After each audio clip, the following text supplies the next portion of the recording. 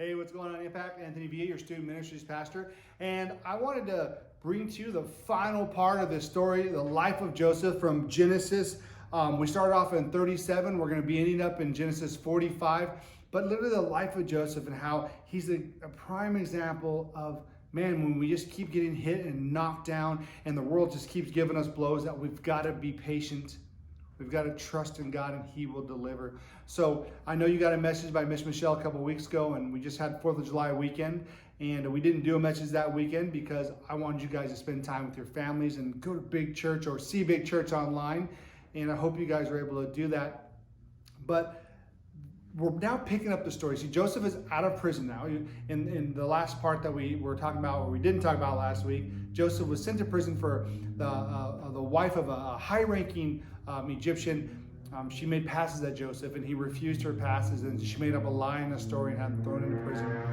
And so in the midst of being in prison, he met a couple guys, a baker and a cupbearer. They had some crazy dreams. He interpreted by the help of God. And see, the patience comes because they were released from prison. 2 years went by before the cupbearer remembered that Joseph interpreted his dream. And the Pharaoh just happened to be having nightmares. So he remembered this and he told the Pharaoh about Joseph. Joseph was released, answered the details about the Pharaoh's dream, interpreted for him. They came true. And Pharaoh, in repayment, made him literally the second man in charge of Egypt. Second man in charge of Egypt, then the Pharaoh and Joseph. And so now he was gone from being like the last born, the youngest sons, which usually doesn't get very much in the hierarchy, right? Being sold as a slave. All these things happened in his life in prison. Now he's a second in command of Egypt. And so our story picks up in Genesis 45. So if you want to pause it right now, go ahead. Genesis 45. Go ahead and bookmark that 1 through 3. And then we're going to roll over again to Genesis 45, 4, 7, and 45, 15. So right now, open up your Bibles, your apps, go ahead and bookmark Genesis 45, 1. And then when we get there, we'll talk about those. So the cool thing is like, sometimes when someone does something nice for you that you don't expect, it feels really good. And sometimes you don't know what to say. You don't know how to react. You're just so grateful. Now, when I had my last back surgery, a lot of people from my small group from the church made meals for our family. And they didn't have to do that. But man, we are so grateful. In the midst of my back surgery, I couldn't do very much. One of your leaders came over, from children's ministry, came over and mowed my lawns to help out. And people came and did things for us. And they brought meals for us so that Angela wouldn't have to cook. And I was so grateful. I didn't expect it. And they did these things for me. And that's what it feels like. When you don't know what to do, pursue peace instead of payback. And the reason why I bring that story up is because when people do nice things for you, you don't ask for it, it's different. When you don't have to pay them back or they don't ask for payback. See, that works in a weird way is sometimes when people do things for you, you feel like you have to pay them back, good or bad. And when people just do it and they don't expect a payback, they just want to do it out of kindness of heart, there's something about that just really makes you feel good. And I know I felt that when I was at one of my lowest points and people did things that I didn't ask for and they didn't want me to pay them back. They didn't ask for a payback. See, outside of like paying back money to somebody that you owe, literally the idea of payback also comes when someone hurts you. So outside of the idea of payback, so you owe somebody money, you pay back, that idea out the window. The other idea of payback is it comes along when someone hurts you. When someone hurts you, as humans, we tend to want to pay them back. Those moments when we hurt, we want to pay back, right? And we feel like we want to pay people back. It's just this idea because we're hurt. In those moments when we're hurt, the most of us, payback comes in 3 ways. Payback comes in 3 ways. And the 3 ways that payback comes is that it comes back either a public payback, a passive payback, or an imaginary payback. Think about that. You publicly pay somebody back that hurts you. You passive-aggressive payback someone that hurts you. Or you imagine the payback that you want to cause on that person. That's how payback usually comes in 3 ways. In those moments, it feels like justice, right? It feels like justice. It feels good that someone gets what they deserve. Good or bad, it feels good that someone gets what they deserve in those moments. And that's exactly the sort of situation Joseph found himself in. Here as we start in Genesis 45, Joseph found himself in this situation as we wrap up this story. See, in a series we've been jumping through Joseph's life. We've been journeying through the life of Joseph. And it's been a pretty wild ride if you think about it. Joseph's brothers, they planned to kill him, right? But then one of the other brothers said, well, we can't kill our own brother. And so they devised a plan. They sold him to an Egyptian slave train that eventually brought Joseph into Egypt, where he was sold as a slave. Okay, then the brothers made up a story about how he was killed by a wild animal, and his father was distraught about it. And then while he was in prison, he gets advanced upon by one of the high-ranking officials' wife, and he says no, and she has him thrown into prison. So now he's in prison, and he goes from being in prison to now he's interpreting the dreams of the Pharaoh, and here he is, second in charge of the whole country of Egypt. Second in charge. Literally, like, there's the Pharaoh, and there's Joseph, like I said a little earlier. And then there's a plot twist. See, Joseph was a second in command. He was also in charge of the food stores and all that to keep Egypt well fed while the famine was going on. There was a great famine going on all around the region. And so the brothers of Joseph, their family, their country was starving. And so the plot twist comes where now the father sends these brothers to Egypt to ask for food because they're starving, right? And then they approach Joseph.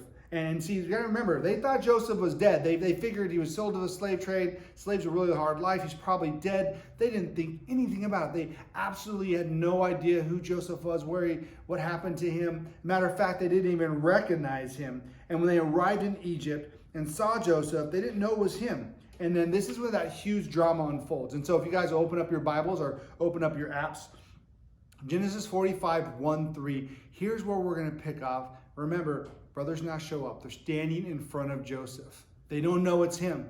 They haven't seen him in years. All these things have happened. And then Joseph could no longer control himself before all of his attendants and cried out, "Have everyone leave my presence." So there was no one with Joseph when he made himself known to his brothers. And he wept so loudly that the Egyptians heard him, and the Pharaoh's household heard about it. Joseph said to his brothers, "I'm Joseph. Is my father still alive?" But his brothers were not able to even answer him because they were so terrified of his presence. See, Joseph was face to face with the people who tried to kill him. His own brothers who sold him into slavery, right? The same brothers who ironically are now asking for his help. See, it's crazy because what would you do? I mean, what would you do if this individual stood in front of you who plotted to kill you, threw you in a big deep well, sold you to slave trade, you became a slave, you went to prison? What would you do if this individual or these individuals stood in front of you now needing your help because they were starving to death and asked for your assistance? What would you do with all that power that you had? I mean, he's second in command. He can do anything he wanted to. What would you do with all that power that you had? You could hurt that person.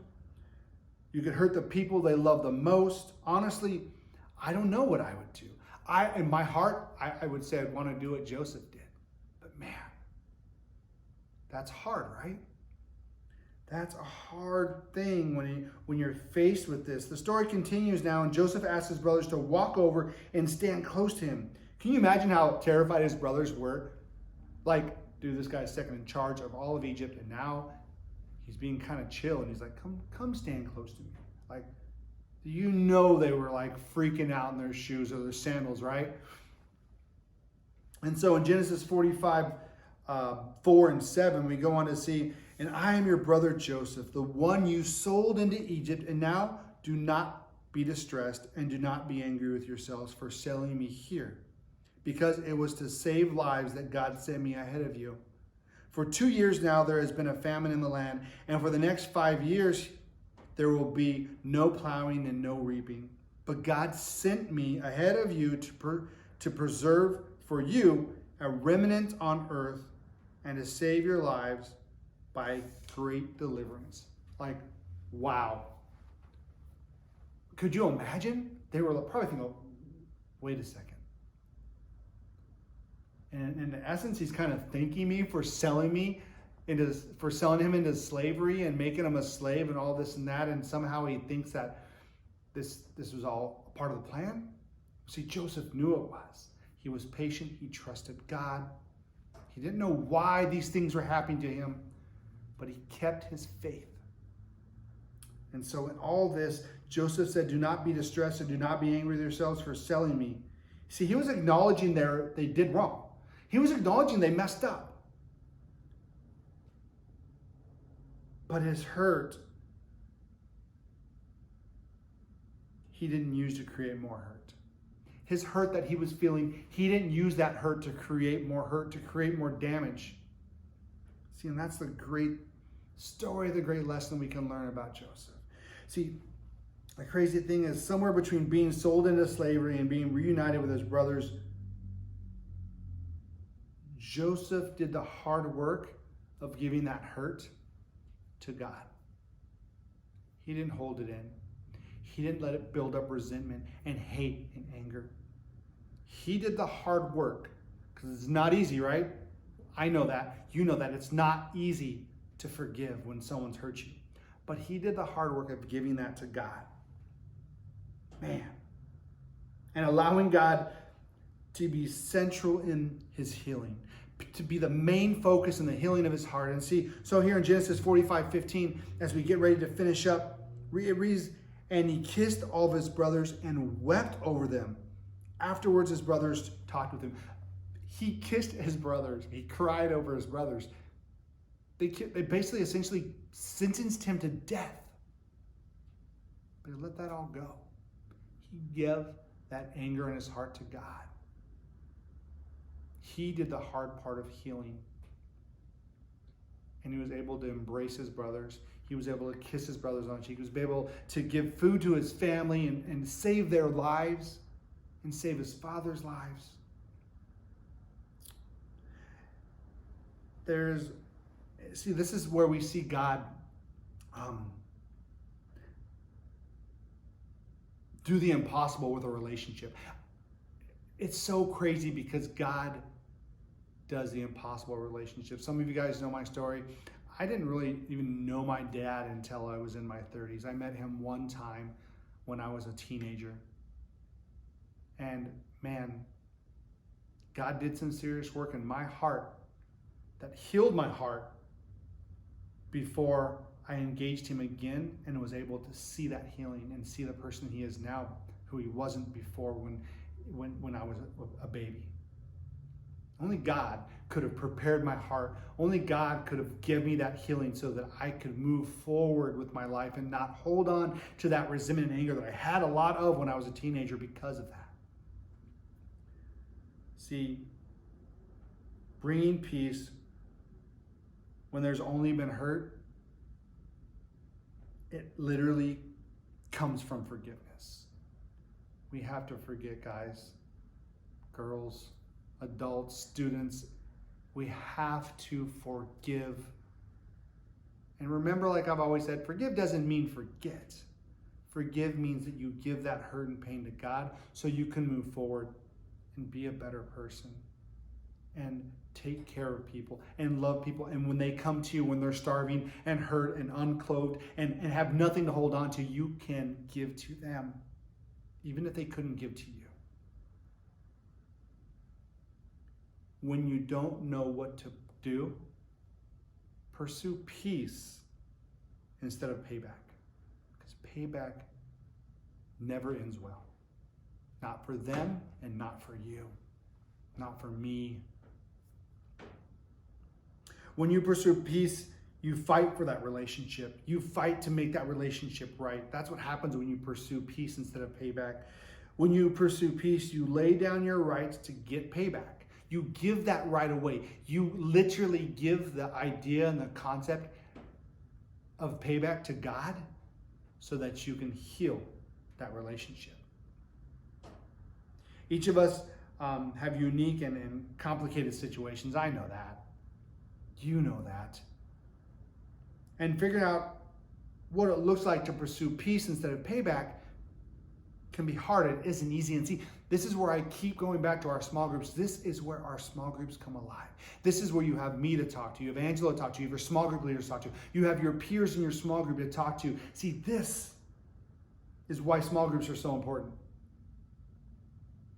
We want you to talk about what it looks like to pursue peace, because it's not easy. If it was easy, then there wouldn't be the hate that's going on in the world right now. There wouldn't be all the stuff that's going on in the world right now. If peace was easy, we wouldn't be going through the struggles we are right now in our country, and the world would not be going through this if peace was easy. That's why our small group is so important. Like I keep saying, talk about it in your real life, with your real friends, with your real leaders, with those of us that want to hear your voice, that want to love you guys for who you are, meet you where you're at. So important. As you head out this week, and as you head on into your small groups this week, Tuesdays and Wednesdays, guys, I want you to have the power to do peace instead of payback. Have the power to make that hard decision and the hard work to give that to God so that you can make peace in those relationships. Okay? That's what the story of Joseph is all about. That is the life of Joseph.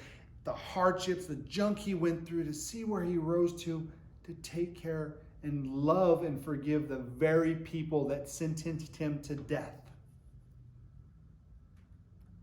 Doesn't that sound a lot like somebody? Maybe a lot like Jesus, who loved those that sentenced him to death. Father, forgive them, for they know not what they do. I mean, come on. That's the big picture. So I hope from the story of Joseph, please get to chapter 37. Read through the story of Joseph again. Man, look at his life. There's a lot more details in those chapters than I was able to provide over the last 5 weeks, but it is a great story. It's somebody that we should be looking towards, especially in the world today with all the things going on. Pursue peace instead of payback. When you don't know what to do, pursue peace instead of payback. Guys, I love you guys. I care about you guys. I am working diligently on trying to get us back together face to face. I know things are crazy right now. I got a bunch of stuff working out. Got a bunch of leaders brainstorming with me. I hope that we can meet soon, even if it's with masks on, social distancing, opening up all the garage doors so we get some airflow. I don't know. But guys, I miss you all. I care about you. I want you guys to get re-engaged and start watching the messages. Reach out to me. Reach out to your leaders. Reach out to your peers. We've got to stay in contact, because right now I get it. We are Zoom burned out. We are YouTube ministry burned out.